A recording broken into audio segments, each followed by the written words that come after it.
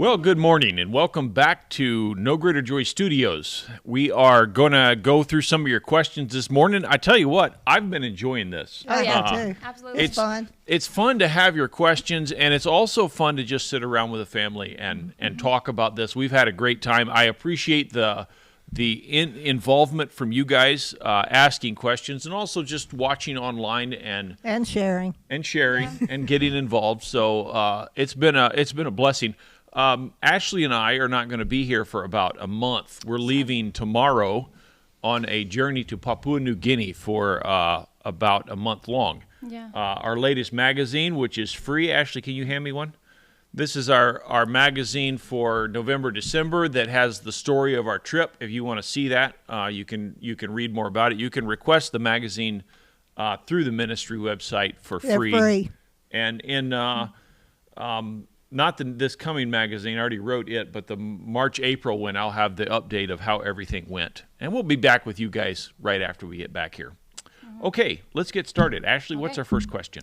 First question. This is a dating question. It says, what are your thoughts on Christians using dating websites to find a marriage partner? You want the truth? Yep. We are so outdated. Yeah.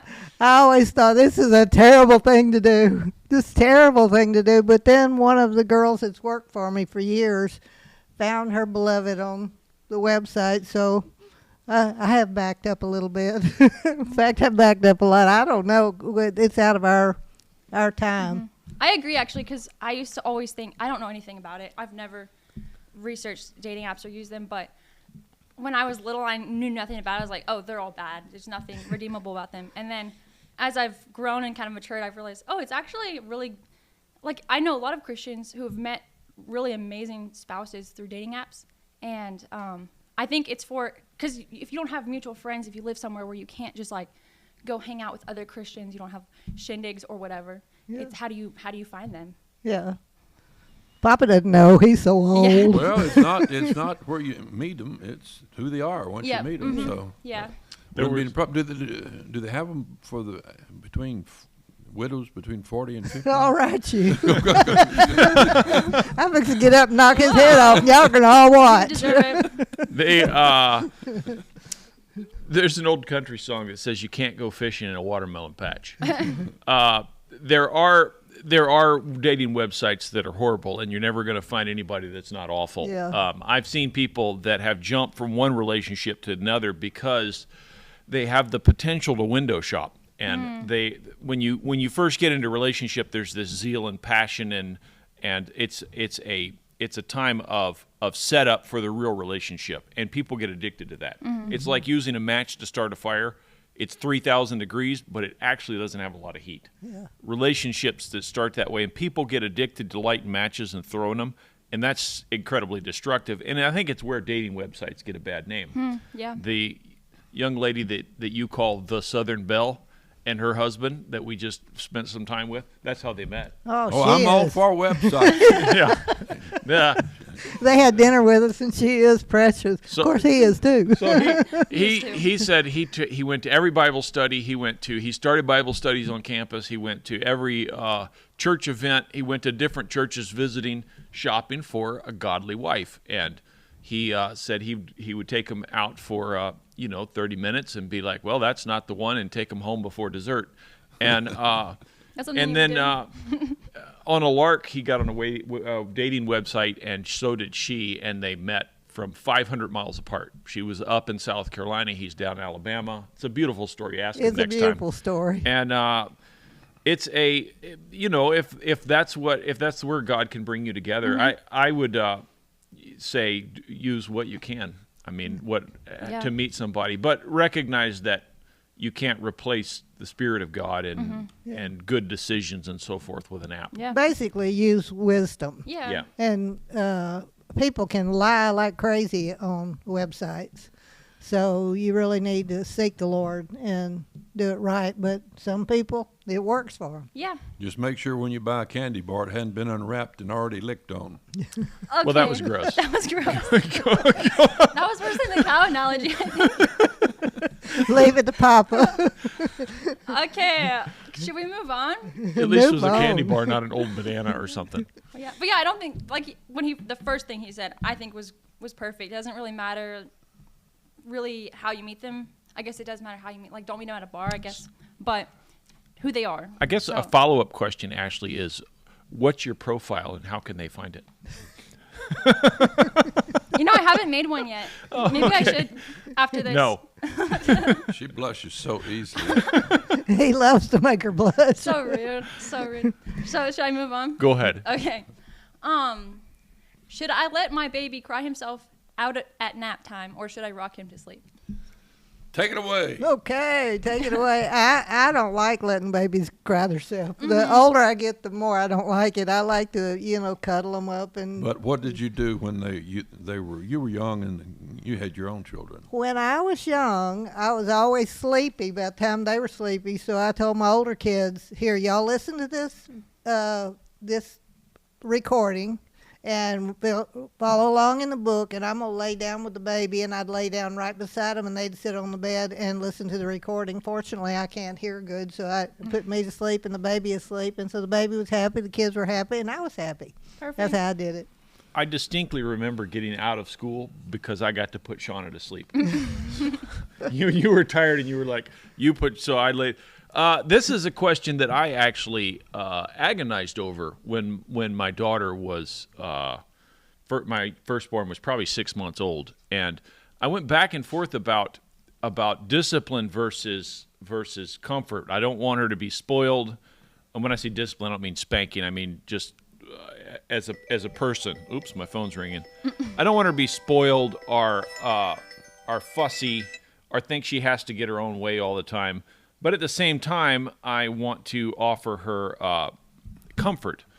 And I spent most of the night up praying, asking the Lord for direction, worried about her. And I feel like that I've been married a long time, 24 years now, 23 years. And I can't sleep without my wife there. I go and lay down, and That's the way I am. I can't hardly sleep.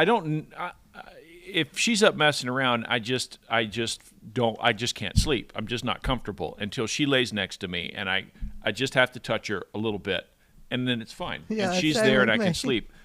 I don't think kids are any different. I Yeah. think that there is a need to be close to their loved one and to have that sense of comfort. And you can't be spoiled like I am, where I need my wife there to sleep. But at the same time, in other words, the kid can't rule.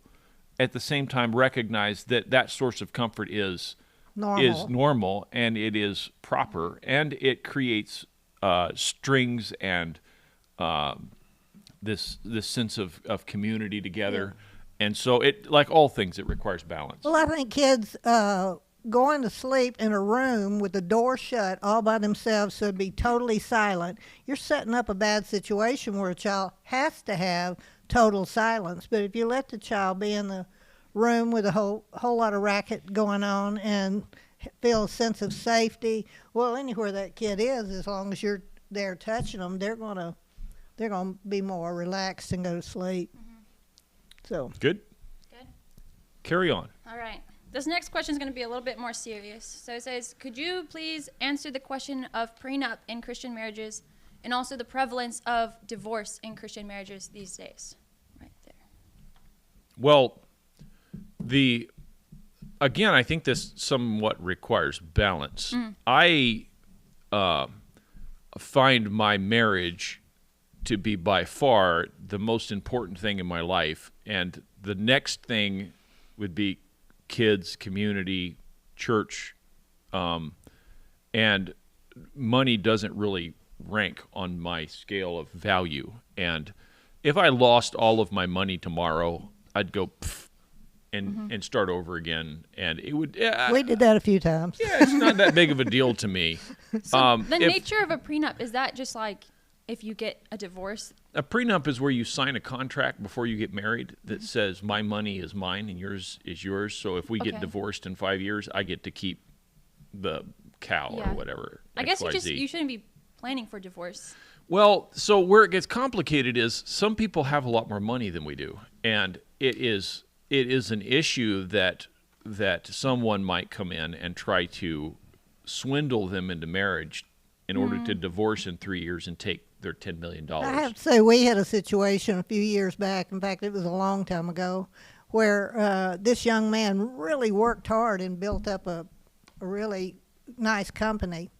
And this gorgeous gal just really latched on to him.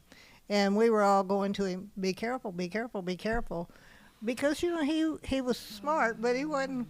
But she was a girl.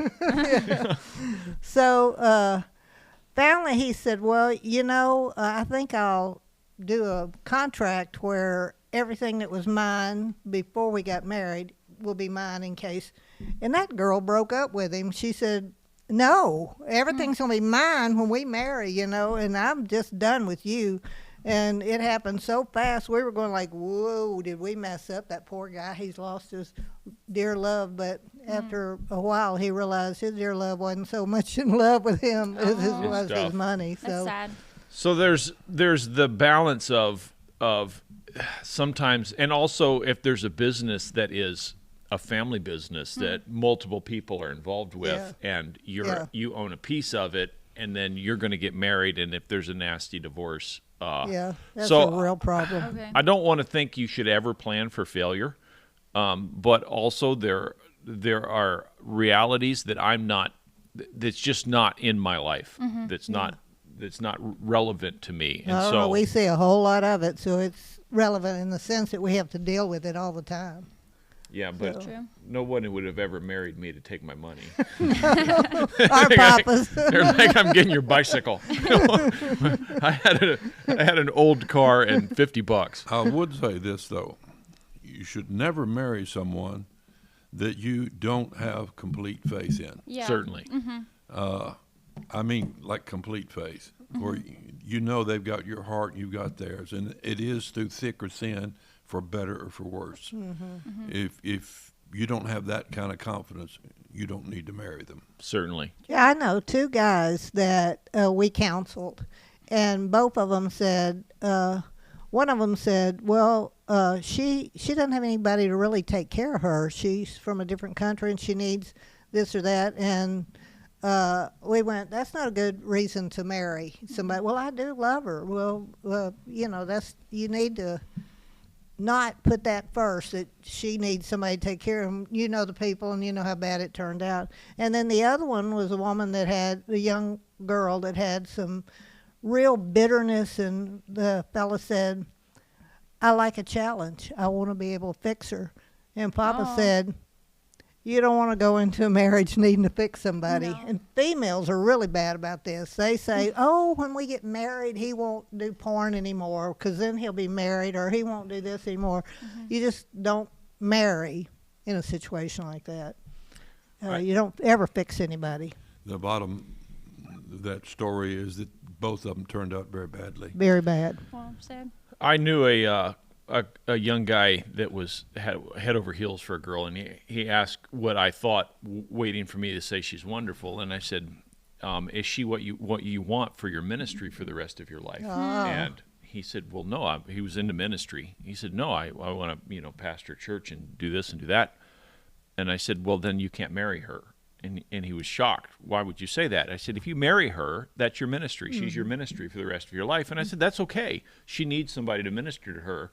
And if that's where you feel God's calling you, is to be her minister, because she's needy and whiny and kind of pathetic. No, and, be honest. And yeah, it wasn't well received, but he ended up not getting married to her, and another guy did that was full-time in ministry, and his ministry stopped. Wow. And that's sad. and she's a nice girl and good mom, and he's a nice guy, but that's their ministry is to that young lady. We've seen that too.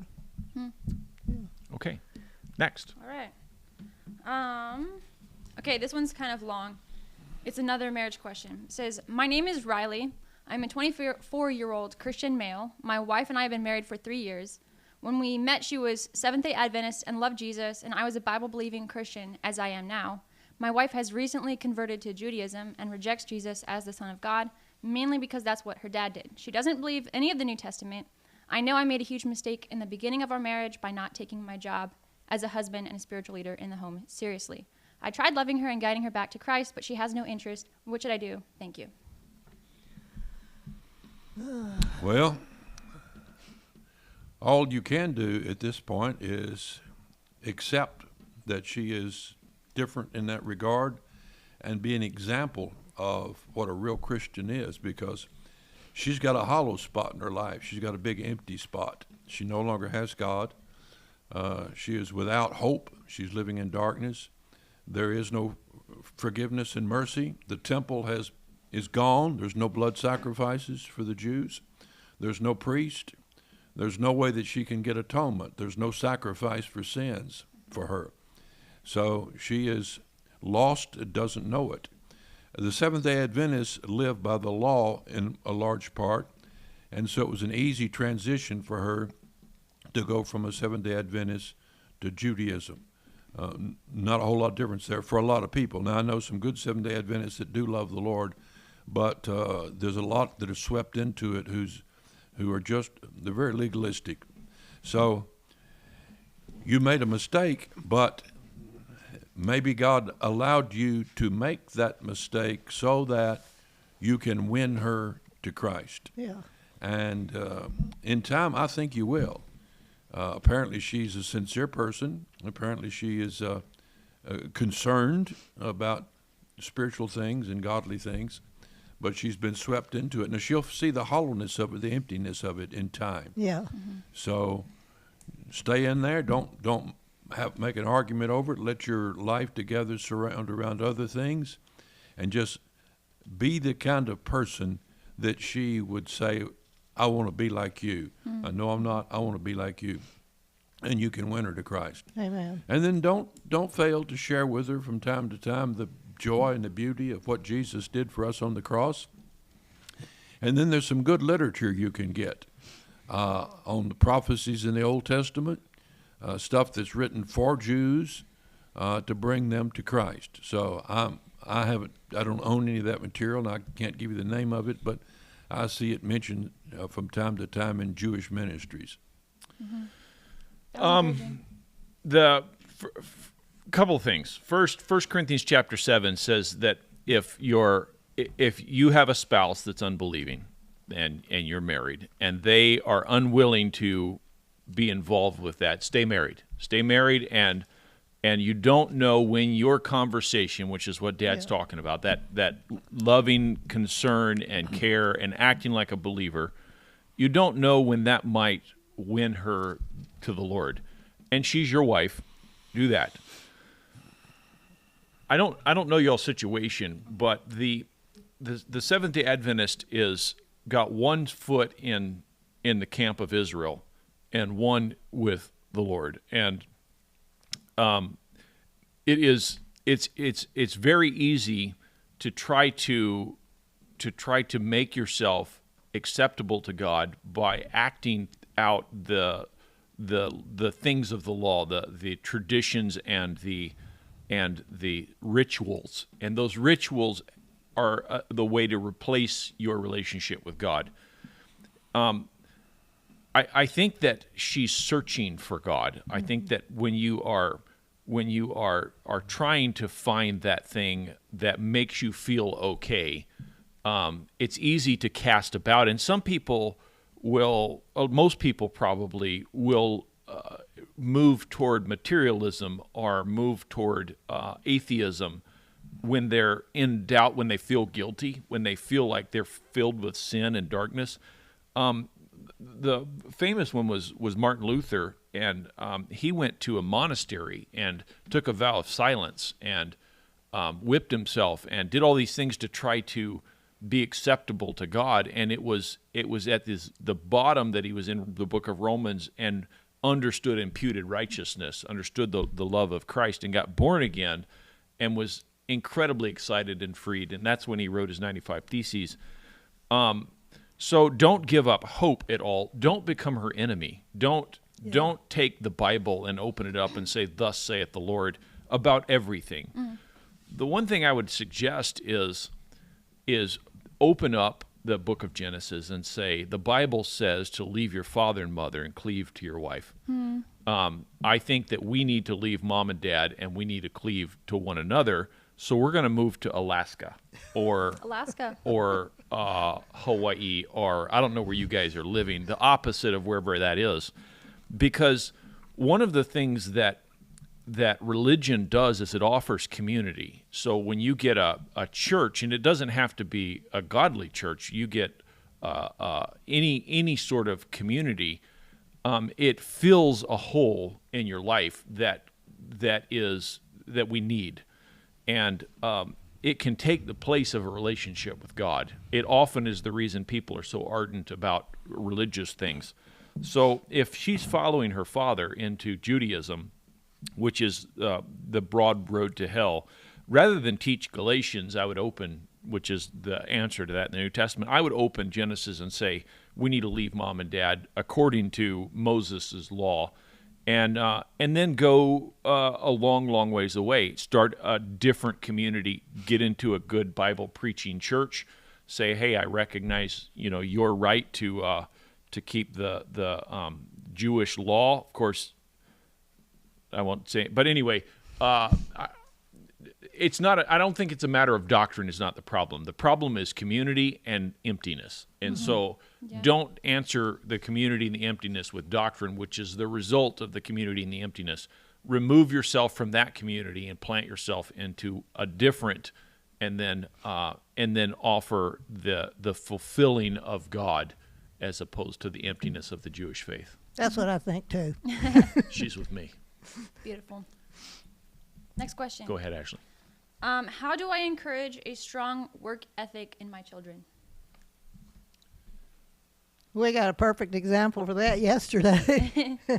We were cutting up a very big steer, very big. And delicious. How Gabe many said it was pounds? 1,900. It was a fat big cow. booger. And we had small children hanging around, and small children can be a real problem when you're dealing with meat. But we put those small children to work doing very simple little jobs, and it made them feel so important.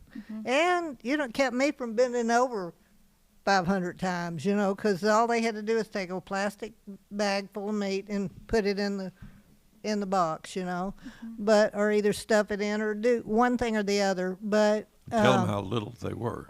Okay, Eden is 5. Is she 5? Something like that. She'd be 5, I guess. So she was our put it in the box person, and let's see, Hudson is 9.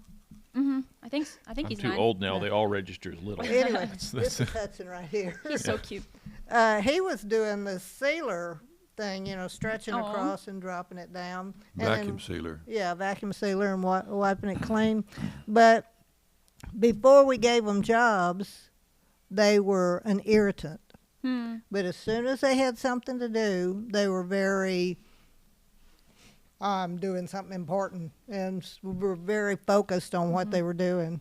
So, people, as long as you feel like your kids are bugging you when you're trying to do something important, trying to get a job done, then you're not training them. But as soon as you let them be a part of your life, they're not only going to be helping you, they are going to be, like I told Eden, I said, now Eden, next time we do a steer, I'm going to be sitting in the easy chair because I'm going to be 74 then, and you are the one going to be doing my job, writing down what's on the package. And she goes, oh, okay. And then, of course, Layla was packing, and she is 17? 16 or 17. Well, she was doing 17, okay. a serious big job. I mean, train up a child. I wrote about this. This book is sold over 1 million copies in English here in America, plus it's sold in 15 or 20 foreign languages. And we talk about that, training children to work in here. And it tells about what we did with the kids when they were young. So basically, you train children to work by involving them in work in a way that it's playful and fun, but not pushing them beyond their limit. In other words, you don't want to give a 4-year-old the job of working alone, doing something that's arduous, so that they just hate it. It's just miserable. You want to work with them. Let them work with you. Make them feel important. It slows down.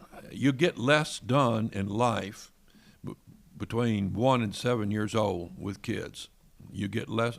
Basically, your main purpose in life is training them, schooling them, giving them a positive emotional energy. But after they get about 7 years old, they start being sort of paying their way. By the time they get 14 years old, they start bringing in money and get a share of it. So, teach them to work. We taught all ours to work, and now then when I need something done that is too arduous, they come and help me, like Nathan did yesterday. Of course, he did get a steak got some out cow, of it. yeah. So Yeah, he said he had a great steak last night. I think some of those were 2-pound ribeye steaks. They were beautiful. They're delicious. Yeah. There's a big difference in culture from one place to another and from one family to the other. And if you establish a work culture in your family that says that we're not using our time, we're spending it. We're going to spend it on something valuable. And what is that thing of value that we're spending it on? It really does change the way that kids look at the world, the way that you look at the world. So first of all, you cannot teach good work ethic if you don't have it.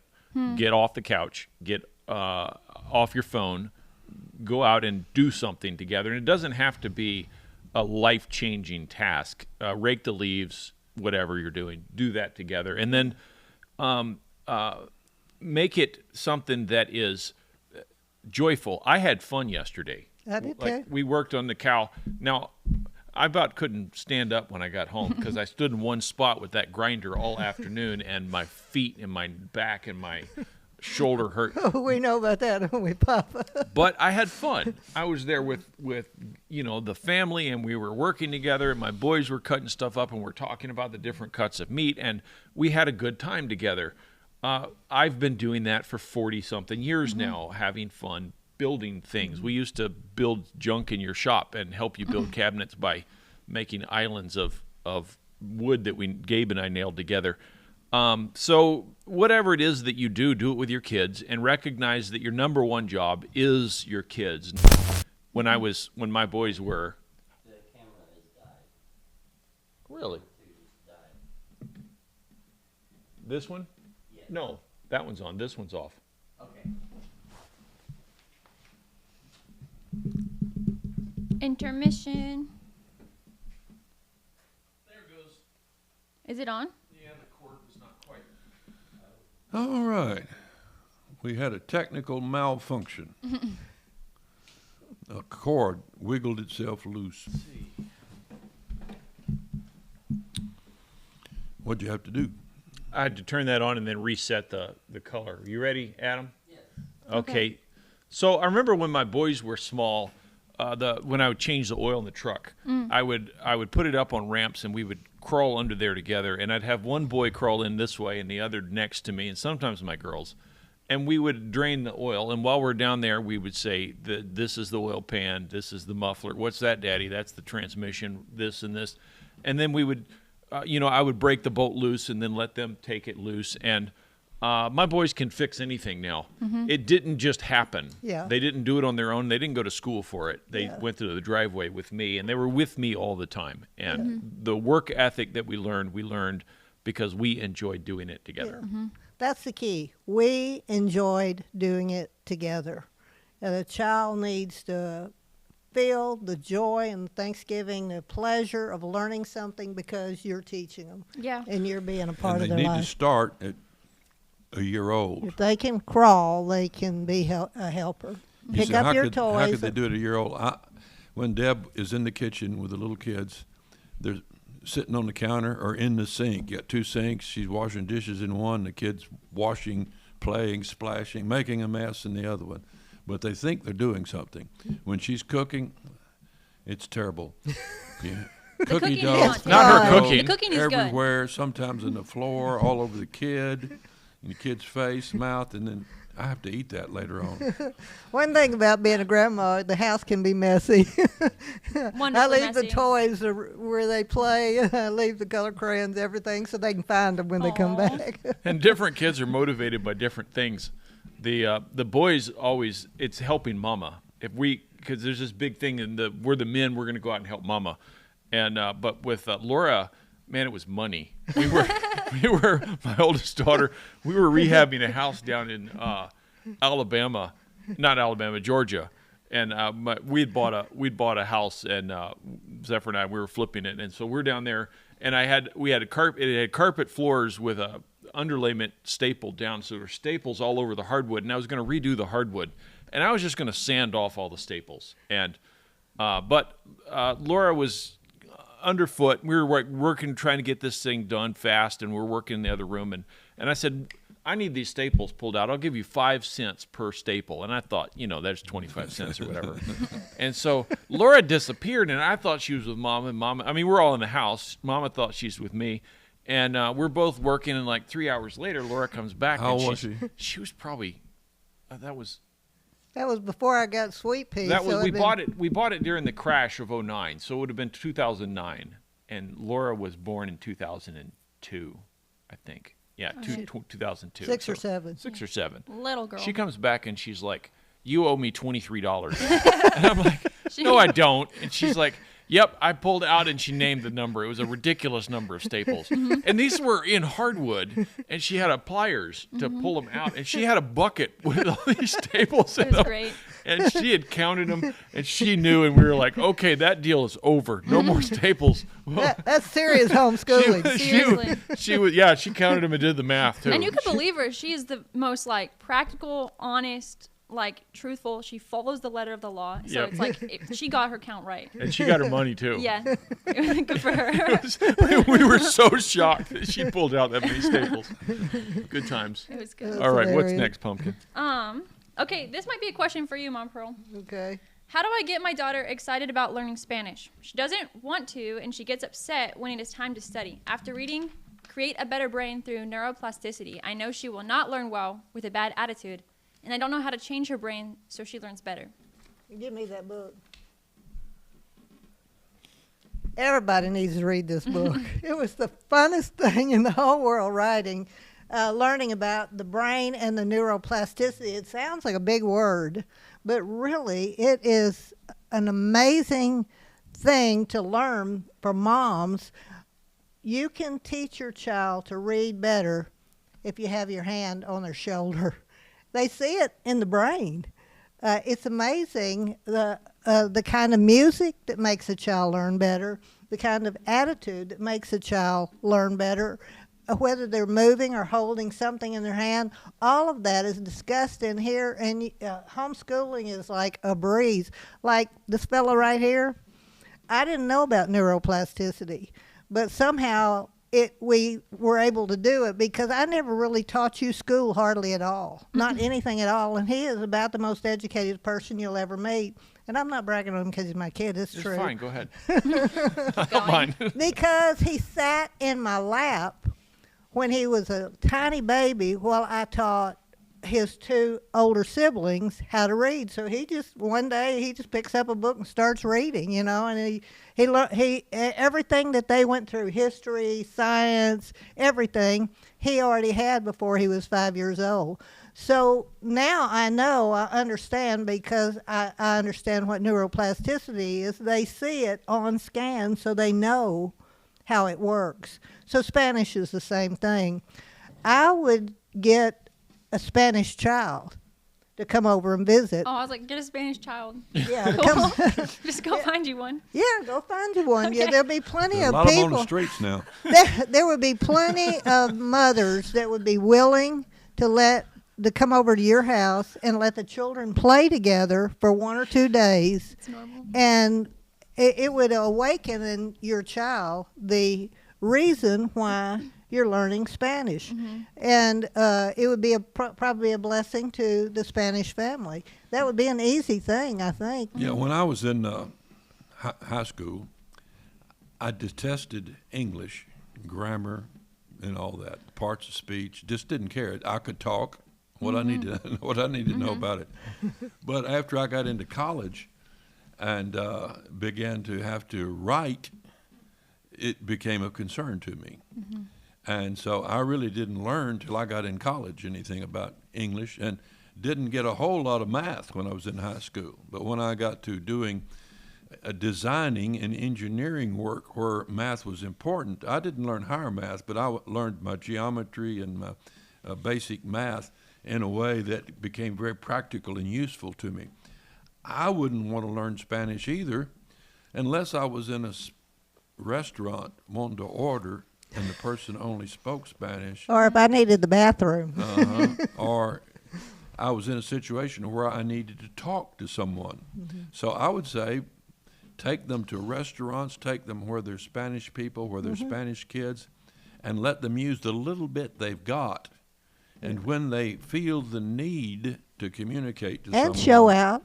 that's when Yeah. they'll start Yeah. becoming interested in it. So you need to, when you study something that you're teaching, that's when you learn it. Yes. Yeah. Just try to learn something that's it's just there. What's the purpose in it? You can't learn it.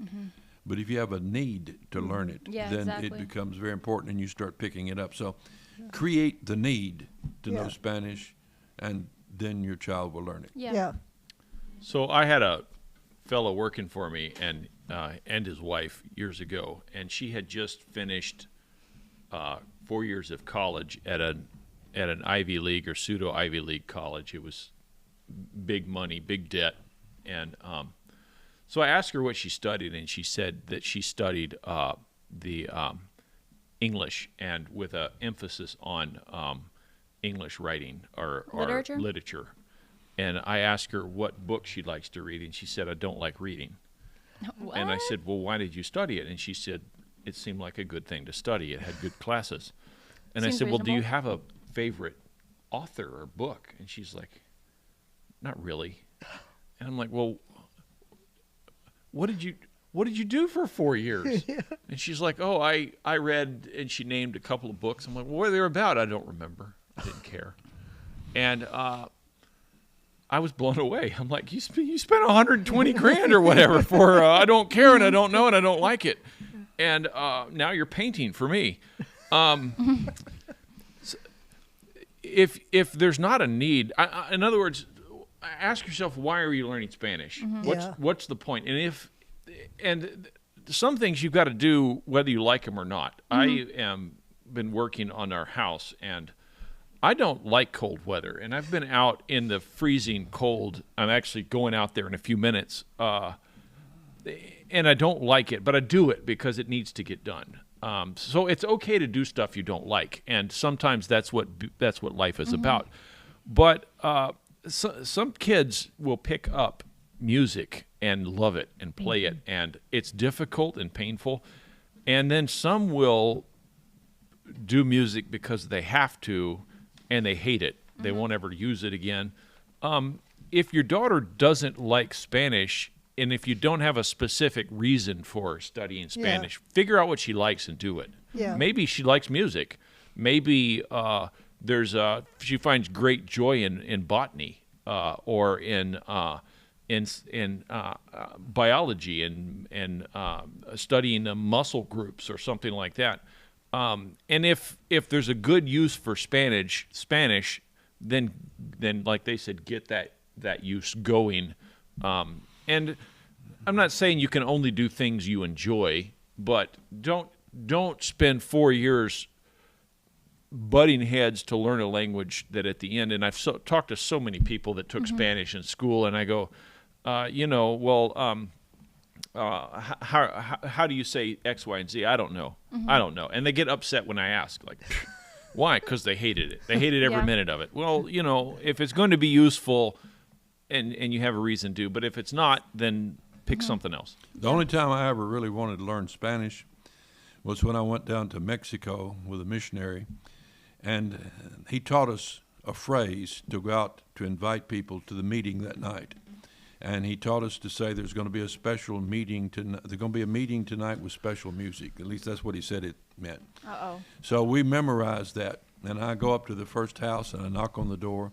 They come to the door and I say, "Aun culte esta noche grande servicio musica especial." Man turned around, looked at his wife. She turned around, looked at the kids, looked back at her husband. He looked back at me and he said, "No comprehende English." I really wanted to speak it then. I tell you how much he liked it. He still uses it when we're sound checking sometimes. He invites me to what, I don't know what it is, but I get invited to that thing in Spanish when I'm sound checking. That's awesome. Yeah. That's funny. Go ahead, Pumpkin. Okay. I'm going to go down to number 9, actually. It says, what would you recommend for a switch or item to start correcting gently a 6-month-old? Our daughter is learning how to manipulate and scream louder when she does not like what is going on, etc. We try to be stern with her, but not yelling. We need to get her attention. I do have the To Train Up a Child book. That's too young to probably just switch at 6 months old.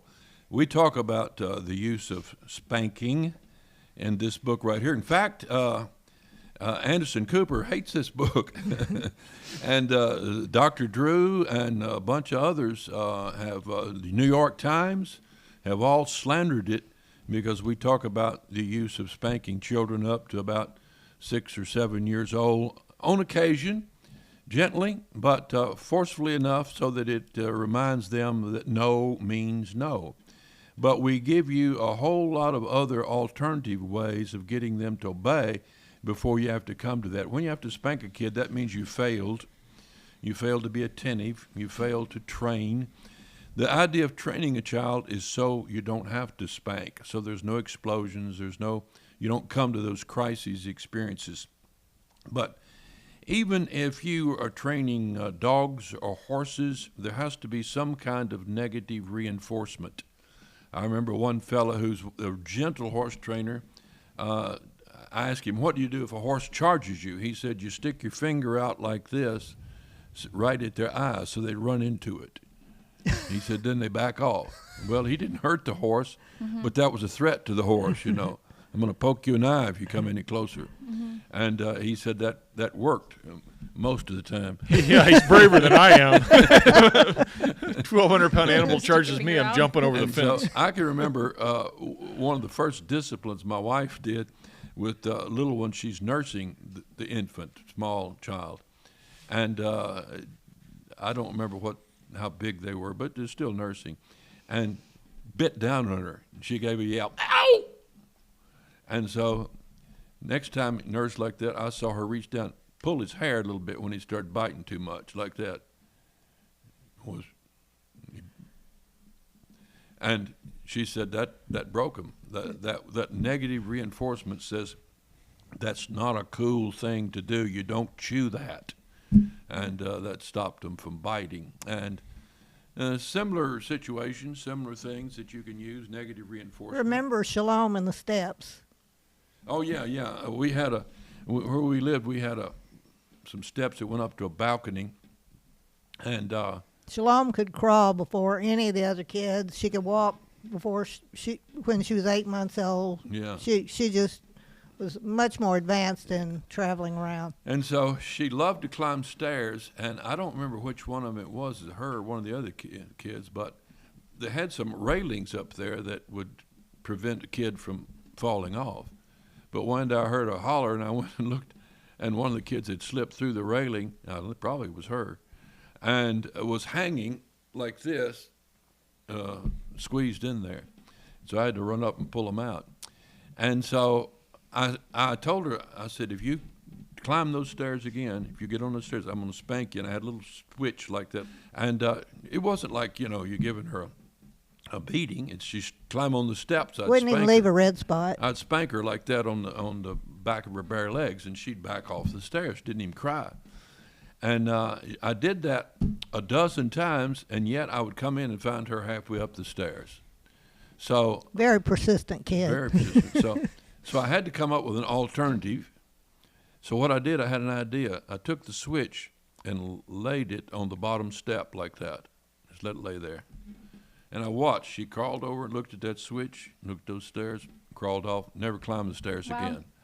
So that reinforced the idea that if you climb the stairs, that switch right there is going to come get your leg, and it made her stop. It took us a lot of trying to figure out what to do to because I was wanting to put up a fence. I would do anything to keep my baby from climbing up that step, but you need wisdom and to think it through. How's the child thinking, and that was a good example of what you can do. We give a lot of examples of that. If you got young children right here, train up a child, it's stories of the kids when they were young. Over 1 million copies, I told you that. Be 1,000,001.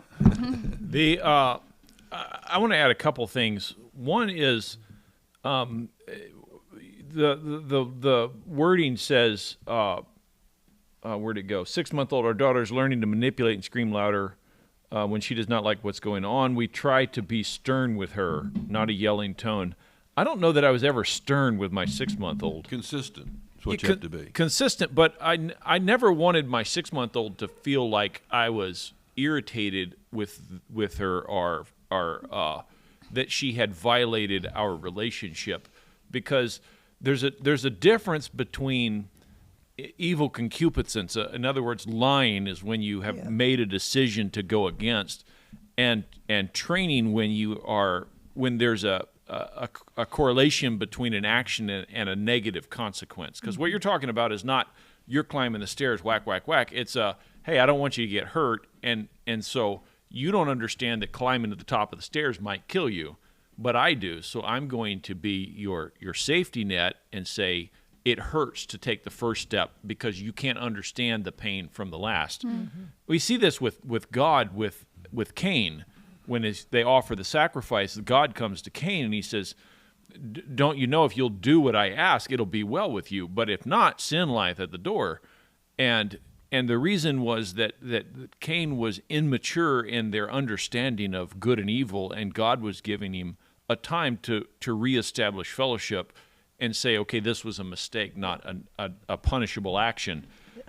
Cain went further. With a 6-month-old, I remember when Laura was about 6 months old, and we're in Cracker Barrel, and she grabs for my spoon because there's all this cool, and she's sitting in my lap as usually would be, and so I didn't move the spoon or spank her or anything like that. I put the spoon where it's reachable and said, no, don't touch, and I put my finger on the spoon, don't touch it, and so she reaches for it, and I thump her hand, just, it wasn't red, she didn't even cry, but she pulls her hand back and she looks at me. And then we did that 2 or 3 times, and then, okay, don't touch the spoon. Mm-hmm. There was no break in fellowship. There was no sternness. I didn't say, don't touch the spoon. I said, no, don't touch it. My idea is that she's not doing something wrong. Yeah. She's doing something. She's investigating. She's investigating, and I want to give her boundaries to protect her. Yeah. And so, there's a big difference between discipline a 6-year-old that throws a rock through the window and then lies about it, and disciplining a 6-month-old that just is fussy and figured out this is the way to direct her. Most of that is about consistency. I talk about that in here. It's absolutely about consistency. If you allow them to get away with something one time after you've told them no, then they will disobey 20 times straight in a row with you saying no, because they're looking for that one chance when you let it slip, you let it pass.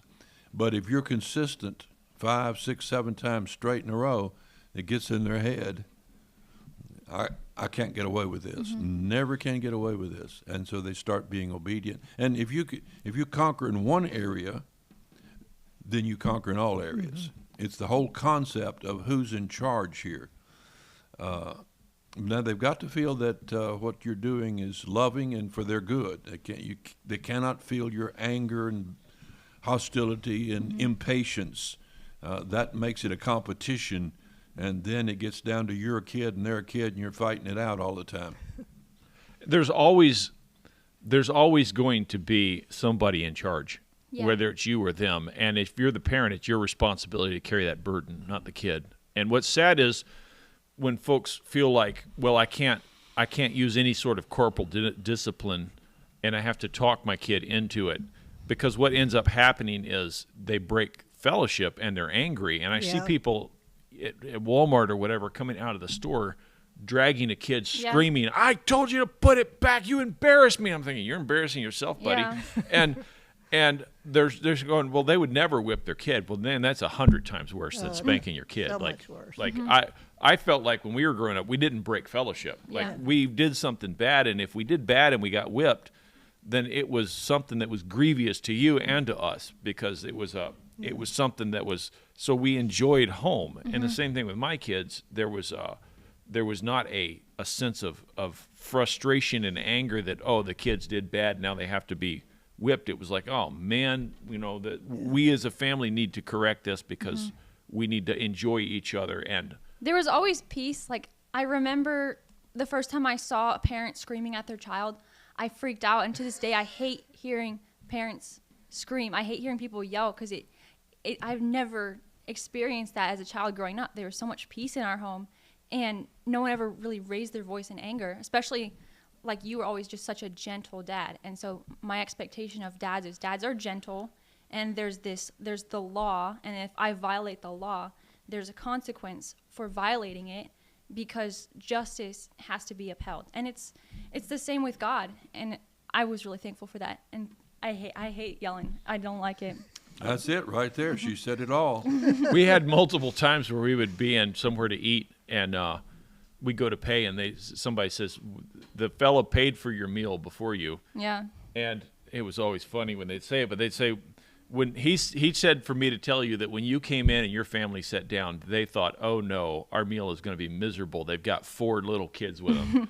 And they said, we had the most delightful time watching y'all laugh and just enjoy each other. And so we bought your meal and pie, which was great. Aww. So whoever bought us pie, Thanks for the pie. man, it was good. Back then, you really needed somebody to buy. Well, it was. We were at the one time that was the best was at in Chattanooga Cafe down That's good. on 27th Street, Chattanooga. We were going down to Atlanta to that house actually to work on it, and it was these cakes are like 9 inches tall. Oh, and where is that? So it was the Chattanooga Diner is what it downtown. is. And his one slice was a meal. So if we were to get it, we'd get one for the whole family. But he got us one for each. So we had 6. It was like 40 pounds of cake We or didn't know something. what to do with it. It was really yummy, though, because we never bought that because it was expensive. So all you rich folks, look for families that look Yeah. like they would like a piece of cake. Great part. And if you're broke, just have nice kids and go to restaurants all the time. That's a good Sit there and be incentive. like, "We just want warm water." Wow. All right, sweetheart. Next one. I'm going back to 7. How does a person reconcile 1 John 4:20 with Luke 14:26? I have read the context and really tried to understand, but it seems like these 2 verses are contradictory. All right, read them So there, I'll read the 2 verses out. 14:26. If any man cometh to me and hate not his father and mother and wife and children and brethren and sister, yea, and his own life also, he cannot be my disciple. And then the other one is 1 John 4:20. 1 John 4:20, which says, if any man say, I love God, and hateth his brother, he is a liar. For he that loveth not his brother, whom he hath seen, how can he love God, whom he hath not seen? Turn to one in Luke or where it was. I actually answered this via email. Is You it the answered same an one? email? Yeah, I already answered this via email. I'll just let you turn to All right, it. well, now you put it on the air. Everybody wants to hear the answer. Yeah. Well, Go answer ahead. it. You go ahead. So the passages are not contradictory at all. Instead, they are very harmonious with one another. In Luke, Christ says, if you aren't willing to give up everything for me, if you're not willing to put the relationship with me first, then it isn't appropriate. You're not my disciple. You don't care. You don't love me. I'm first. One of his names is Jealous God, and he said, I want you to put me first. When we get over to the book of John, he said, if you say you're putting me first and you don't love what I love, because I love your brethren, and that's the context of the whole passage. I love the church. I love my bride. And if you come and you tell me, Christ, you're first, I love you more than anything, but I hate that dude over there, then he says, you don't actually love me, because if you did, you would hold up what I love to be the highest thing. If you take Luke as the passage in Luke 14, if you take that as a literal, you have to hate your brothers, right? That's a commandment. Then he also says that no man's ever yet lived that loveth not his own flesh in Ephesians. It also violates that. So he says you have to hate your own flesh also, which is the opposite of Ephesians. The thing in Luke is he's not trying to inspire antipathy towards everyone around you, obviously. In Luke, what he's saying is, I want to be first. And John's saying, if I am first, this is what your life looks like. And if it isn't, then I'm not first. Yeah, another place he said that he would set father against mother and brother against sister and family members against each other. The realities of truth is that the very presence of truth is an affront to darkness and evil. Yeah. And you could live in isolation and live in truth. And if people living in darkness found out about it, they would hate you and want to persecute you and come and assault you. That's what the government does many times, simply because you exemplify the light. You exemplify truth. You exemplify peace and love and mercy. And many times in a family situation, I'll give you an example. When I was about 7, I guess maybe 18 by then, years old, I'd won a scholarship, an art scholarship to Memphis Academy of Arts, which was full scholarship. And I went the first semester, and toward the end of the semester, as I told you earlier, they wanted us to draw nude models. And I realized that the culture of the whole art world was such that I would never fit in. I would never could be a part of it. And I'd been preaching and teaching on the streets and rescue missions, and so I found out about a little Bible college close by that I could ride my bicycle to that was very inexpensive. And so I came home and I told my daddy, who was very proud of the fact that I had won a scholarship, national scholarship, competition in art to this art academy. He'd never had anybody in the family in college. And so when I came home and told him, he said, no, you can't do that. You're going to be a commercial artist. I said, no, I don't want to be that part of that culture. I want to go to Bible college. He said, no, you need, and my daddy was a good man. He taught Sunday school in church. But it was so important to him that I go. And I wanted to please him. I wanted to honor him. But I knew I couldn't. And so I said, no, I'm going to go to Bible college. He said, I won't help you. I won't give you any money. I said, well, that's okay. I'll make my way. He said, well, then you can't live here. You'll have to get out of the house. Now, I was at a crossroads to where I had to hate my father and mother, or else I had to love God and obey. I couldn't do both. And he took it as hating him for me to walk off. So I went in and packed my stuff. First, I called the Memphis Rescue Mission. Verla Pettit was down there at the time. And I'd been preaching once or twice a week to the drunks. They call them homeless now. And and so I said to her, can I come and sleep in there with the homeless guys, the drunks? Can I come? My daddy's kicking me out of the house. They don't call them homeless anymore. And I want to go to Bible college. They're unhoused. And so They have a home. she said, yeah, you can do that. And you can preach every night then. I said, okay, fine. So I packed my stuff up. In about an hour and a half, I was ready. I headed to the door. I was going to walk the 12 miles down to the rescue mission, or hitchhike. And he said, where are you going? I said, you said I couldn't live here anymore. I'm leaving. I'm going to go to the rescue mission. And he said, no, don't do that. You can stay home. So I put my stuff back up and I stayed home. But now, there comes points in life to when it's a choice between family and God. And that's what Jesus was talking about. That Yeah. there was no great explanation to what he was saying there. There are other places he gives explanation. And the idea that you would have this animosity toward your family, that you just develop this despising of them, this eating, burning hatred, the Bible clearly teaches against that anywhere and everywhere. So you're right, those passages are contradictory on their face if you don't take into consideration the context in which they were said. Mm-hmm.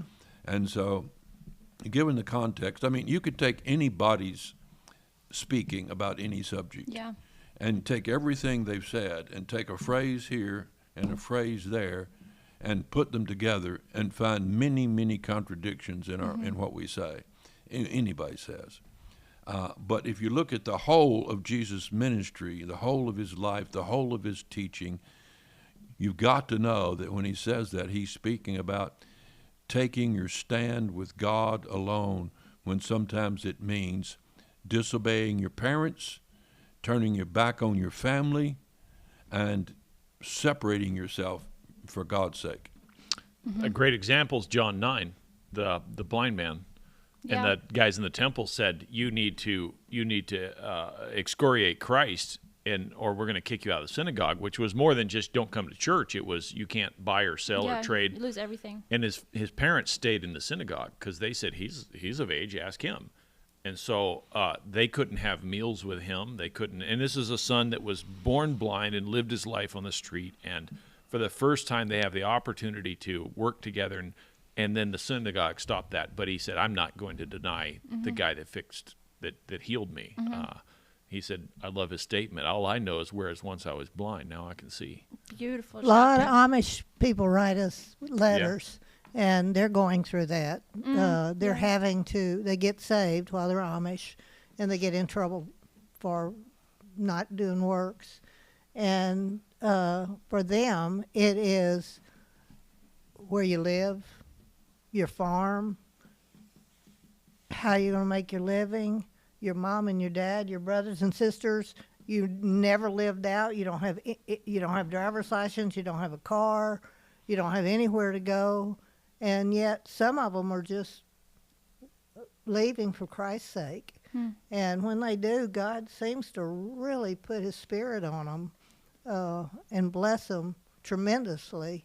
And so we've seen hundreds of families like that, whole communities. So that's a real The difference example. between that right and wrong is when somebody gets a hold of doctrine that's different and they say, I can't be around you because you have different doctrine, it's dirty and it's not loving. And when somebody says, man, I love Jesus, I love what he's taught, what he's teaching, I love what he's doing, and they say, you have to give that up to be with us. And the believer says, I cannot give that up. I cannot give up Jesus. He's more important than anything else. And then they cast him out. But there's a recognition that God is first and that Christ is first, and it's a different heart, and you can definitely see that heart when you talk to him. Amen. All right, carry on, Ashley. Okay. 10. Pearl, you're going to love this one. Okay. I've noticed that Mike is doing very well. With all the food being manipulated, which I believe is from the enemy, more people than ever have cancer and heart disease at a younger age. Could you guys address your views on a proper diet in today's world? That is going to be a whole video. This is my doctor right here. She pumps me full of vitamins and minerals and all kinds of foods. Garlic. Well, I just want to say Garlic. our whole sitting next to youth, him, I can smell it. I was 10 times healthier than him. I ran circles around him. He was puny a good portion of his youth. He had all kinds of colon trouble. He had a heart attack at, 58. He had another one 5 years later. He had encephalitis. He had malaria. He broke his back. He broke his arm. He broke his wrist. He's got metal everywhere. He broke his ankle, got metal there too. Keeping him alive has been a very big project.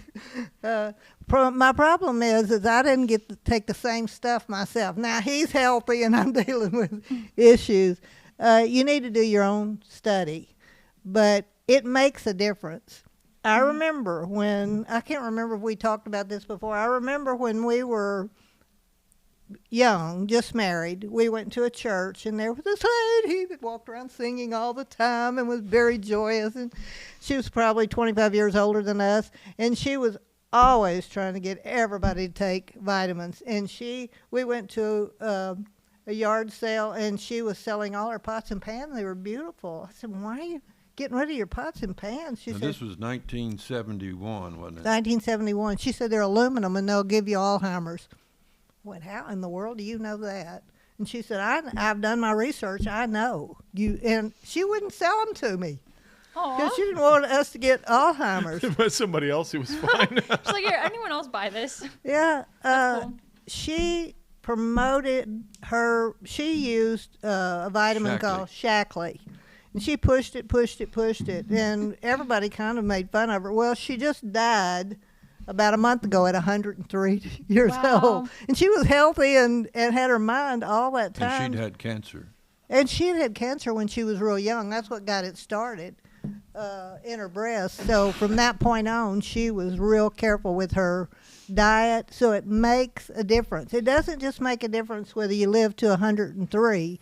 It makes a difference whether you have Alzheimer's starting when you're not even 70, or if you have where you can't hardly walk up steps or do things. If you're going to minister and going to have a healthy, feel-good life, it takes work. And that Yeah. work is research and learning. And I cover a lot of it in this book. Now I'm as fervent as Dot Pitts, that was her name. I'm sure she's in heaven saying, tell them, Debbie, tell them. So I'm telling you. Yeah. So, yes, Mike takes a lot of vitamins, and I can list it. But it's not just vitamins. It's what you don't eat and how much you eat and how much you exercise and your attitude in life. And there's a lot of things that make a difference. And he's really healthy, isn't he? He's even got the shirt, 79 and feeling fine. Yeah. I mean, he's almost 80 years old, and he works solid every day. And We were getting a back haunch of that cow off of the rafters yesterday. It was up over our heads, and he climbs the ladder to move the chain. And, he's almost 80. I'm like, Dad, you want me on the ladder? Huh, grab the thing, and she's like, up in there. He's shockingly healthy. Tell him about life extension. It's a good place to start. Okay. We did start a company about, I guess, 20 years ago. You didn't start the company. I You mean, started we- using the company. We started reading the magazine from the company about 15 or 20 years ago, Life Extension. And it's for old people, but young people will find it valuable too. They have magazines basically free, and a lot of that is where I get a lot of my research, and then I take it from there and follow more. And then we get a lot of our vitamins from there. But a lot of vitamins you can get that are just as good, that are less expensive. But that is the company that I have followed a lot of years, Life Extension. You can look them up. .com. I had to go see man about a dog, so I don't know what y'all said in the meantime, but I do know this. Number one thing, when I was maybe 19 years old, I went to preach at a place in Florida. The pastor had a airplane, and he took me up and did some tricks, and I was sick for 2 days. I'll never forget that place. But he emphasized to me when he had some whole wheat bread they'd cooked. And I said, what is that? And I'd always eaten, white bread and stuff. He said, that's whole wheat bread. And he gave me a slice. I said, that's terrible. That's tough. It's dry. And he emphasized to me and told me about the health benefits of it. So I went home and gave it a try. And so I think from that point on, I was a whole wheat person, and I got her to making it when we got married. Yeah. But there was so much we didn't know. We used to see the commercials where it says, country crock, eat country crock and don't eat the high cholesterol of butter. And so we ate country crock for years. So it was just nothing but a bunch of plastics and seed oil. And just stuff you couldn't know before this modern era of information. And so now with the internet, Deb gets on and she studies stuff like this brain book and things that she has learned and medical things. And she's always experimenting on me with some kind of a vitamin or something. But she's deeply engaged. If she were to kick off, I wouldn't know what to do. I have it all written down She for got it him. written down. She said, I've even got women picked out, so don't even think about him. yeah, she had a bunch of picked out 20 years ago, Wow. and they've all died. That's the strangest I thing. make sure I super pick weird. out old ones. So I'm number one, stop eating sugar. That doesn't mean you never can. If you go to a birthday party, you can eat a little piece of cake about that wide and about that long, about 2 or 3 bites. You can occasionally have somebody serve you some lemonade, drink a little lemonade with a little sugar in it. But basically, you shouldn't have sugar more than once a week, and it should be a very small amount. And stop eating all of those cooking oils and packaged stuff. If it's in a package, don't eat it, basically. If it's in a can, some canned green beans would be a whole lot better for you than Fruit Loops or Corn Flakes or something like that. But when it's dried and processed and get chemicals in it to cure it, to color it, to preserve it, You're killing you yourself. can eat anything sometime. But 80% of what you eat needs to be pure, raw, naturally grown, healthy vegetables and meat, like this cow we killed. Meat is good. Grass-fed, totally never shot with antibiotics or anything else. The total organic fields, never fertilized in any way. And that cow had so much fat on it. It was so marbled. It was the most beautiful pieces of meat you'd ever delicious. see in your life. And so we eat deer. She eats a lot of wild deer because she can't eat beef very often. And we eat, fish. We catch fish sometimes. It's We have a garden. really difficult to Organic. buy fish anymore that's healthy. She eats sardines a lot. And so I eat garlic. She eats sardines, and it's kind of mutually stinky then. Yep. It's great. But she has made me quite healthy. I may kick off tomorrow, but I feel good today. Yeah. So, a lot of health is your culture in your home, right? So when you eat what you eat, we just came back from the doctor. We got our ivermectin because we're going to New Guinea, and we wanted something for worms and all that while we're there. And Did you so- consult with Dr. Fossey before you got that ivermectin? No, I did not. But we went up there, and we went.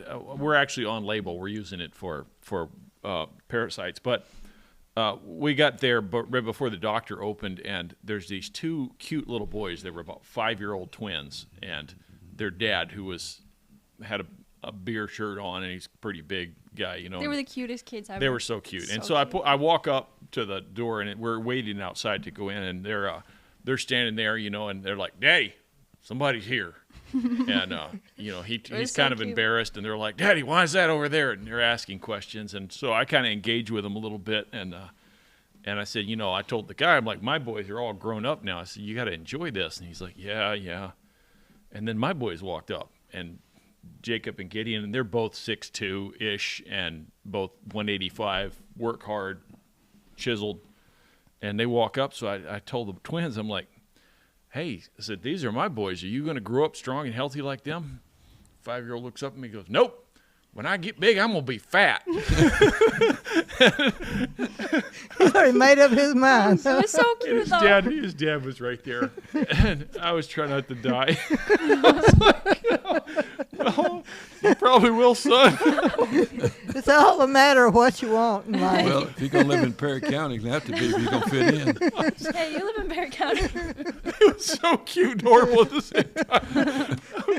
It should have been on YouTube. I had to walk around the corner and just die laughing. It was so His poor adorable. dad. And yeah, I'm gonna be fat. I guess the key here is just balance. Like you can go imbalanced either way. But I was thinking about whether you eat or drink whatsoever you do it all to the glory of the Lord. It's like I've been thinking about that because we're going to Papua New Guinea, and it's going to be a difficult trip. We're going to be exhausted. There's going to be a lot of traveling. We're going to be hiking in the mountains, and it's going to be kind of extreme. And if we weren't fit and healthy and capable, we wouldn't be able to do it. And so not everyone will go somewhere extreme like that, but it's really important to me personally to always be capable and always be able to do anything, because I never know what I'm going to be called to do. And especially if you have kids, it's really important to your children, as your ministry as a parent, to be able to be there for your kids and be fit and capable and healthy enough to take care of them and your husband. So just be balanced about it. Yep, good word. You know, we have a greenhouse with and garden, and so year round we're eating vegetables out of, even like right now, it's been 15 degrees, and we can walk right out and go into our greenhouse, which is attached to the house, and pick butter crunch lettuce. Oh so boy, good. that's good. With It's all really kinds good. of other little plants that go with it, and we've got a garden full of turnip greens and mustard greens. And I got chickens. you got chickens with organic eggs, and we grind our own corn to make cornmeal, organically raised corn. So you say, well, I'm too busy for that. Go out and buy it at the store. There's stores that have that kind of thing. You said it'd be too expensive. Yeah. I think it'll be cheaper if you eat whole food and eat less than all the processed stuff and going out to eat. Yeah. I think it'll be cheaper. Yeah. Beans, eat good old-fashioned plain meat, not something processed. It's cheaper that way. No excuse. It doesn't taste as good sometimes. In fact, I have to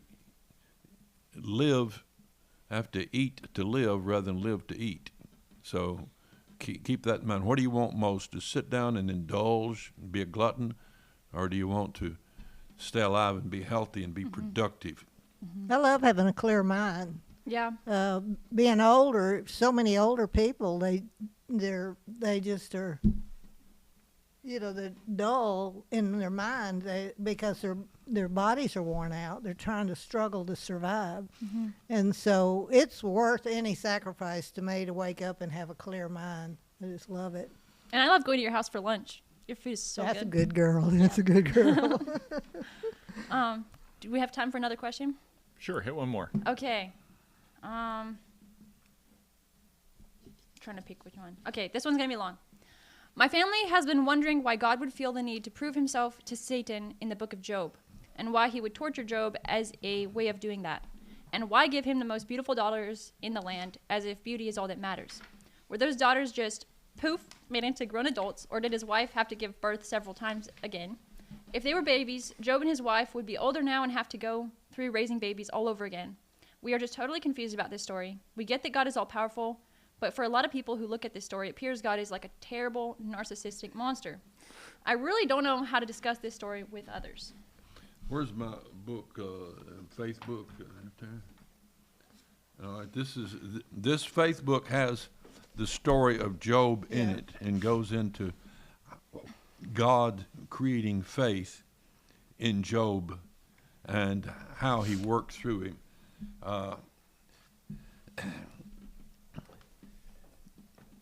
The person who wrote that does not trust God. You're suspicious of him. You're judging him.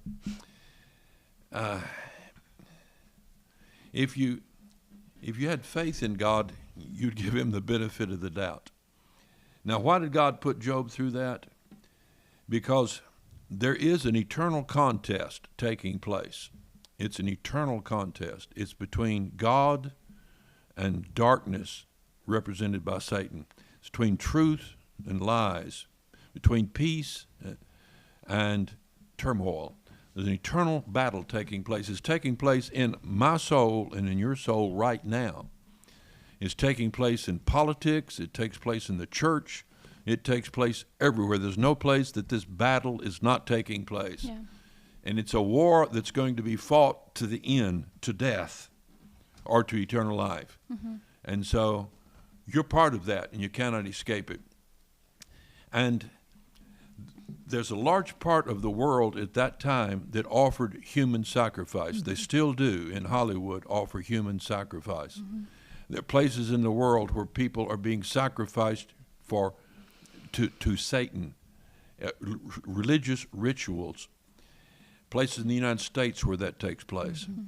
And this conversation between God and Job reveals so much about the underworld, the other world, the spiritual world, the world beyond us. God bragged on Job, proud of him. Said to Satan, "Have you considered my servant Job? There's none like him on all the earth." And Satan said, "Yeah, that's true, but the only reason he loves you is because you bless him and give him everything, and you put a protection around him where I can't touch him." I feel like God's done that to me too. I feel that way. And so here was God challenged before all of the angels, before the universe, that no one could really love him unless he was blessing them up one side and down the other, protecting them from harm, sickness, death, no family members dying, no cancer. So that's what the devil accused God of. And God said, "Okay, do your best. Do whatever you want to Job, just don't kill him. But you can take everything you want." So Satan goes out, strips Job, kills all of his family, carries them off to captivity, some of them, servants, kills the animals, destroys houses, and here's Job left with his wife. Satan could have taken her and didn't, and that's revealed later why. Because she stands over him and says, "Curse God and die." It's so miserable. Here he's covered with sores, sitting in a pile of ashes months after month. And then religious friends came and ridiculed him as well. So Job was at the bottom of the bottom. And yet the Bible says Job did not lose faith in God. He said, "No, I know my Redeemer liveth, and I'll see him in the latter day." Amen. And so Job had faith in God. Satan shows back up, and God says, "Okay, here he is." And now let me ask you, if all that happened to you, would you still love God? Here's an example God gave us of what it means to love God and believe him. And trust him, yeah. That's what it is. And probably none of us have that degree of confidence and faith. We'd probably do some big complaining along the way. Yeah. But God gave us an example. Now, when we get to heaven, I walk up to Job and I say, "Job?"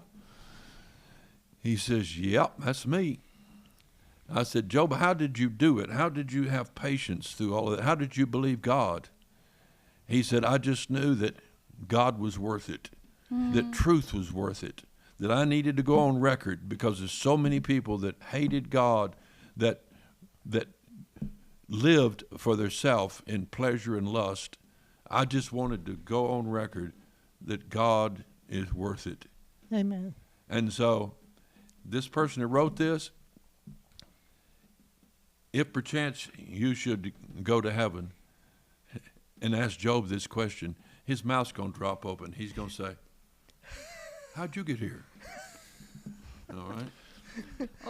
A couple things. I get where the ladies or whoever wrote this, I get where they're coming from. If you A lot of people have asked this question. Yeah, if It's bugged you're a lot of reading people. this, and Job's 50 chapters, a lot of it is Job gets to the point where he's questioning why is this the other friends are, and then Job responds, God comes into the picture and says, "Who are you to question me?" And I think that is pertinent to this because what you're saying is that God is being narcissistic. In what way? What did God do? God didn't do anything. He stopped blessing. He withdrew the supernatural blessing that stopped the natural order, which was Job's death. God didn't act against Job. God stopped acting on behalf of Job. To make the assumption that it's God's responsibility to act on our behalf while we're enemies with God is preposterous. It's a total act of narcissistic. That to come out and say, God has to protect my family, and if he doesn't, he's being bad in some way. God blessed Job, and then he stopped blessing Job, and God has the right to do that. Not just that, he doesn't owe us anything. God doesn't owe you a good life. He doesn't owe you his grace.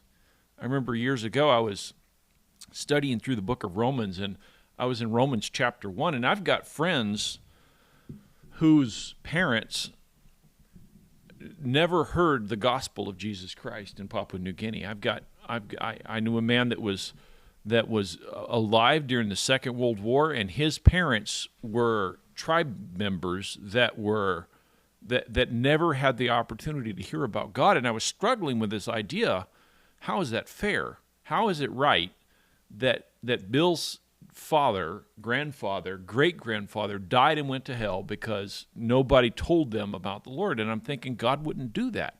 God wouldn't let those people just go to hell. And it struck me that it isn't Bill that got his parents that got an unfair shake. God does not owe us grace. It's called unmerited favor. It's me that gets the unfair shake. God extended his grace to me when I don't deserve it. The assumption in Job is that God has to extend that grace and hold that barrier, that fence around Job, and to not let Satan do what he wants. That's not God's responsibility.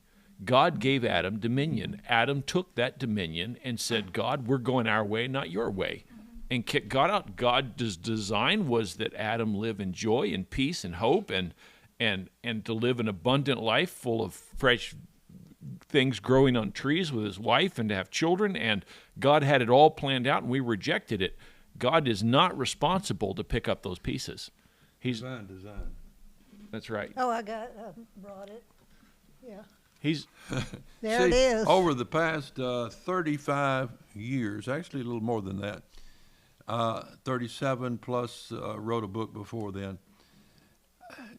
The questions you ask here, all the questions you've asked, have all been asked to us, because we've been in the ministry, been asked to us hundreds of times. So over the years, what I've done is written books, so I don't have to keep saying the same thing over and over again. This book, Divine Design, goes into why God made us the way he did, why there's sin, is there free will, what's the purpose.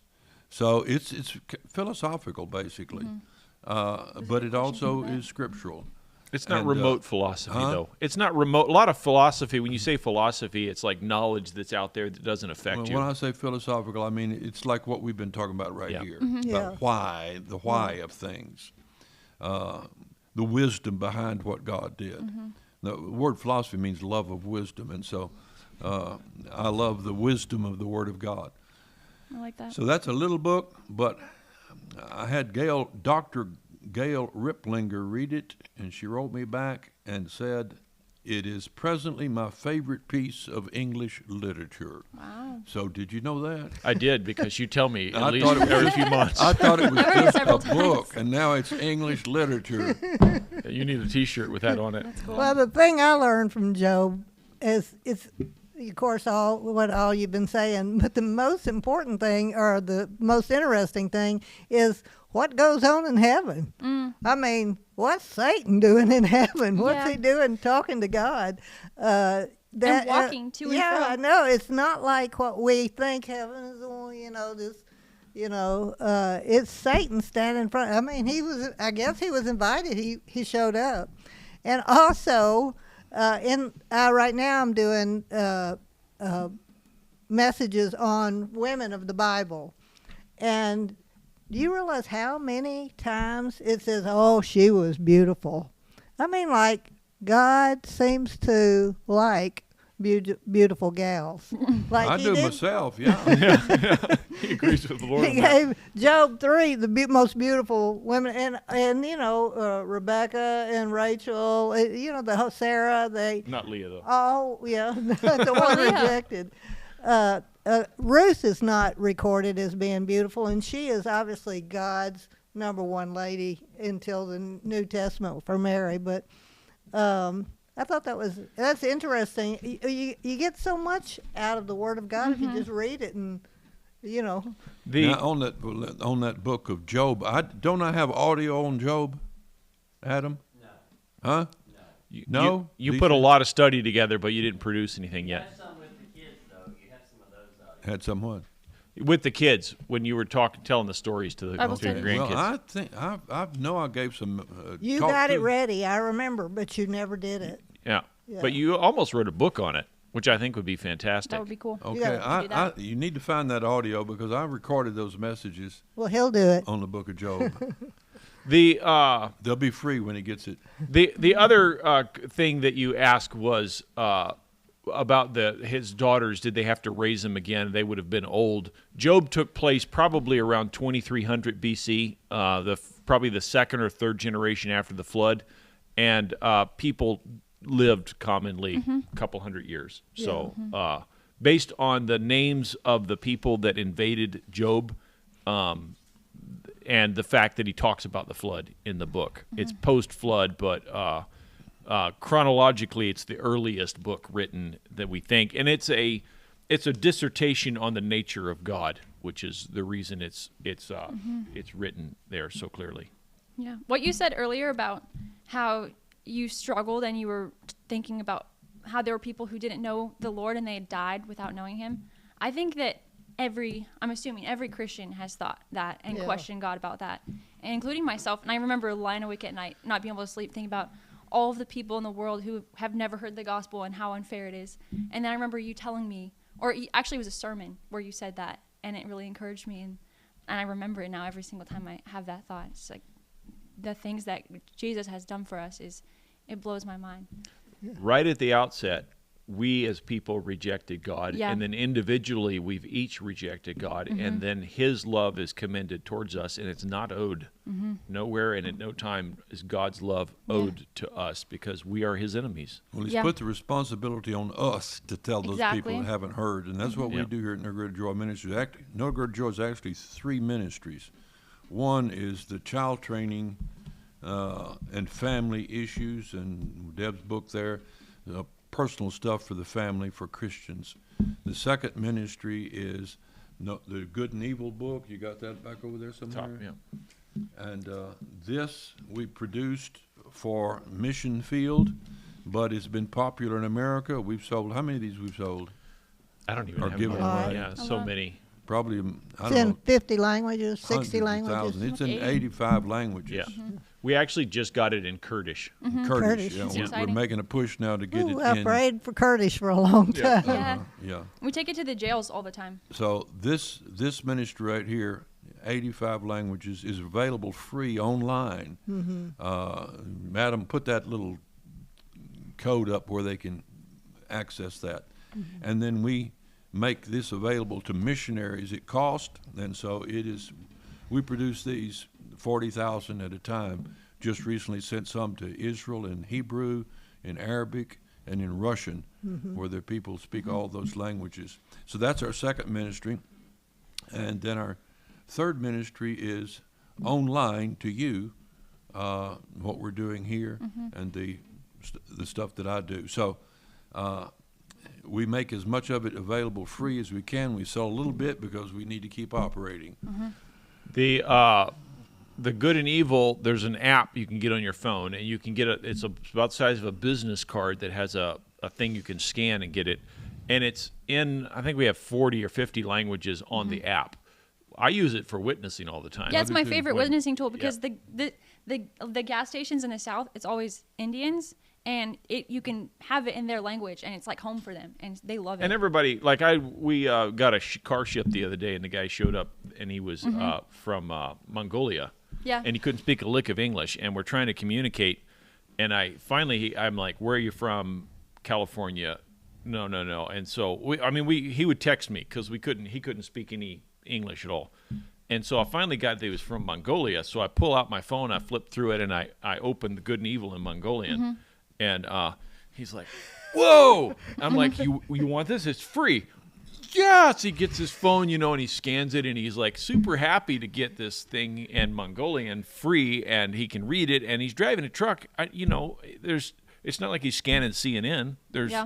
He's looking. So, and then I had a Kurdish waitress the other day. My wife and I went out, and I was wishing I had it on my app in Kurdish. She spoke English well, but now we do. So about last week we got it on the app. Let's go. So yeah.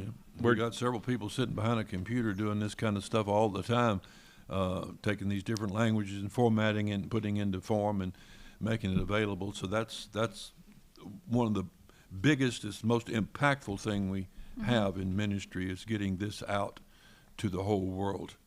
He's about to go to Papua New Guinea where it has been put in their pidgin language of the tribal people in Papua New Guinea. That's where it all started. They Yeah. inspired It's a us to beautiful do story. that because our daughter and he were there as missionaries, and we needed some kind of visual Bible for them to see and understand the scriptures, and so that's how the project started.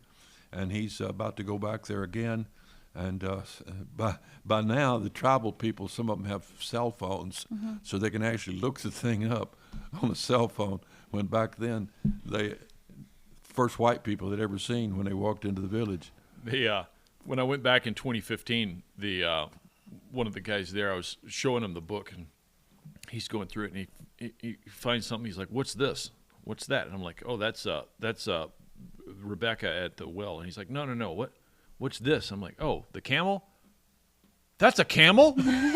That's what they look like." And he's like, he runs over to somebody else. He's like, "Look, this is a camel." Like he had never seen a camel before. It was like super excited. He was like going around showing everybody. Oh, because he read about it in the Bible. The Bible, But yeah. you have He's a picture. pastor. He taught all the time, Aw. but. It's easier for a camel to pass through eye of a needle. What's that? It's like an What does that earthworm, even or mean? Yeah. you've never seen one. You Earthworm. watered the camels. What does that mean? Yeah. So he was like so excited about Oh, that's sweet. seeing a camel for the first time. I like that. It's been a blessed time of ministry, hasn't it, Yeah, Papa? it is. Still is. Yeah. Getting Yep. better all the time. Oh, yeah. All right, we're gonna wrap up for the day. Thank you for sending these questions. I hope that these answers have been helpful to everyone. We are enjoying ourselves. It's been fun to sit around and chat, and we talk about this stuff through the rest of the week. I'm going to be gone for a month with my daughter. Please keep us in your prayer. Where we're going is extremely remote, and it's dangerous where we're going to be and what we're going to be doing. So please keep us in your prayer, and for the work of the ministry. We are translating constantly. We've been talking about this. We just got a bunch of material in French in Central Africa. I would love to translate 30,000 of the, not translate, but print 30,000 of these in India and then ship them into Central Africa in the next 6 months. So if anybody's got an extra 130 grand, that's what we want to spend it on. We don't make any money on that stuff. It simply gets it to the missionaries Your and to gift the. goes strictly to printing books, and you can even print them yourself if you want to. We'll set it up to where you could go straight to the printer, so you know everything is going. Yeah, to the and books. it's the stuff that this is doing is effective. We're getting letters and stories and pictures back from people that are born again, Muslims that were on their way to hell, and today they're on their way to heaven because of the books that are getting printed. That lights a fire under you. Just think, in Iran, what is it, 1 in 80 people have seen the download of Good and Evil in their language in Iran. And you read what's happening in Iran, the gospel is upsetting that whole country. I mean, so many people are getting saved. And I know that this has got to have something to do with it. God's using a lot of other exciting. people, but he's It's using that exciting. too. Yeah. That 1 in 80 was some time ago. It's a lot more now. Yeah, I have no idea how to.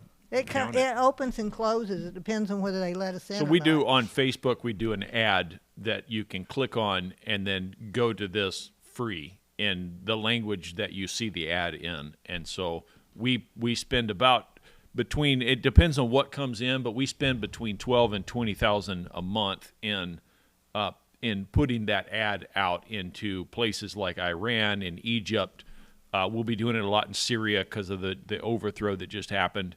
And Anytime there's war, and people open it up yeah. a lot. In the U.S., when you do a campaign like that, if you put a link on the side of your Facebook, it's 25 cents to click on it.